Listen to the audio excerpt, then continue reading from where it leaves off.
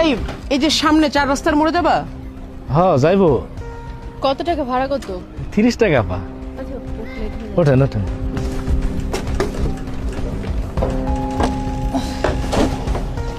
Hello বন্ধুরা, কেমন আছেন? আশা করি সবাই ভালো আছেন এবং সুস্থ আছেন। আমিও ভালো আছি। তো আজকে কিন্তু আপনাদের জন্য আবার একটি নতুন গল্প আমি নিয়ে এসেছি। তো চলুন আর দেরি না করে আমরা গল্পটি শুরু করে দিই। মামা যাও। শোন, কলেজে ভর্তি করাচ্ছি না, মন দিয়ে পড়া। কি ব্যাপার, আপনি দাঁড়ায় গেলেন যে? যান, আমাদের দেরি হয়ে যাচ্ছে ভাইয়া। আরে আপনাকে তো আগেই বললাম যে আমাদের লেট হয়ে যাচ্ছে, এখন আবার রিকশা কেন থামালেন? গল্পের শুরুতে আমরা দেখি যে এক রিকশাওয়ালা ভাইকে একটি ছেলে এবং একটি মেয়ে দাঁড় করা হলো এবং অতপর তাদের গন্তব্যের দিকে তাকে যেতে বলল।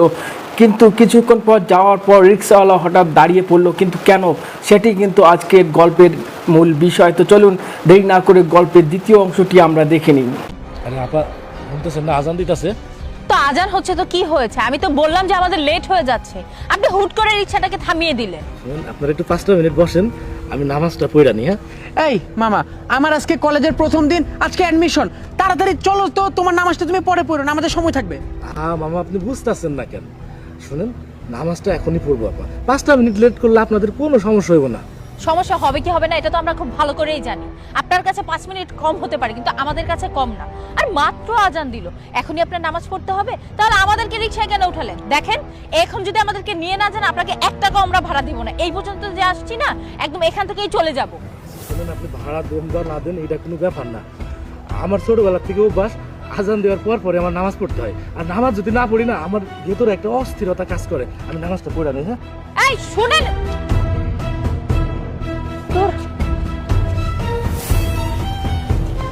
রিক্সা উঠেই পড়িস।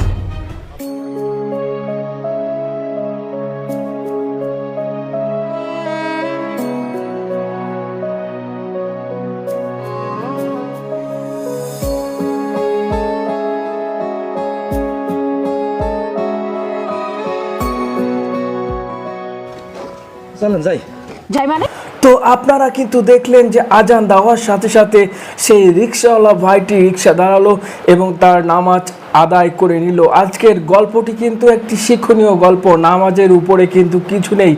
আপনার শত ব্যস্ততার মধ্যেও আপনাকে কিন্তু নামাজ আদায় করে নিতে হবে। এই গল্পের বিষয়বস্তু কিন্তু আজকে এটি। এই যে আপনার জন্য আমাদের লেট হইলো না, আপনাকে আমরা ভাড়া 1 টাকাও দেব। রিজিকের মালিক হইলো আল্লাহ দেয়, বুঝছেন?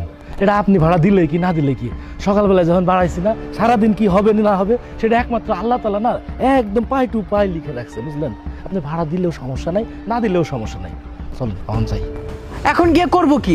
লেট তো করেই ফেলছেন, যা দেরি হওয়ার তো হয়ে গেছে, এখন কি আর কি হবে? শোনেন মামা, 5 মিনিট দেরি হইলে কিচ্ছু হয় না। শোনেন, নামাজ হলো এমন এক জিনিস, নামাজ হলো বেহেশতের চাবি। এই চাবি দিয়ে যদি ঘরে দরজায় না খুলেন, তাহলে মরার পরে বেহেশতে যাইতে কোনো লাভ নাই, বেহেশতে তো যাইতেই পারবেন না। চাবি যদি না নেন, তাহলে বেহেশতে যাবেন কি করে? শুনেন, একদম কথা বাড়াবেন না, চুপ থাকবেন। আপনিই তো বললেন যে 5 মিনিট লেট হলে কিছু হয় না, তাহলে আপনি তো 5 মিনিট পর নামাজটা পড়তে পারতেন, আমাদেরকে নামানোর পর তারপর নামাজ পড়তেন।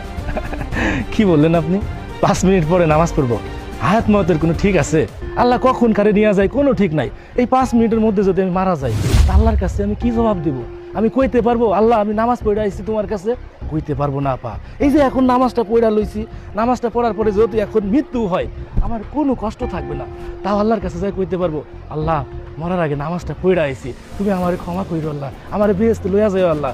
আমার ভিতরে কতটা শান্তি লাগতেছে আপনারে বইলে বোঝাইতে পারবো না। কিন্তু সো বন্ধুরা, আশা করি আজকের গল্প থেকে আপনারা অনেক কিছু শিখতে পেরেছেন। আশা করি আজকের গল্পটি আপনাদের ভালো লেগেছে। তো আজকের ভিডিওটি এই পর্যন্তই। আমার পরবর্তী ভিডিওটি দেখার জন্য আমাকে সাপোর্ট করুন এবং আমার পাশে দাঁড়ান।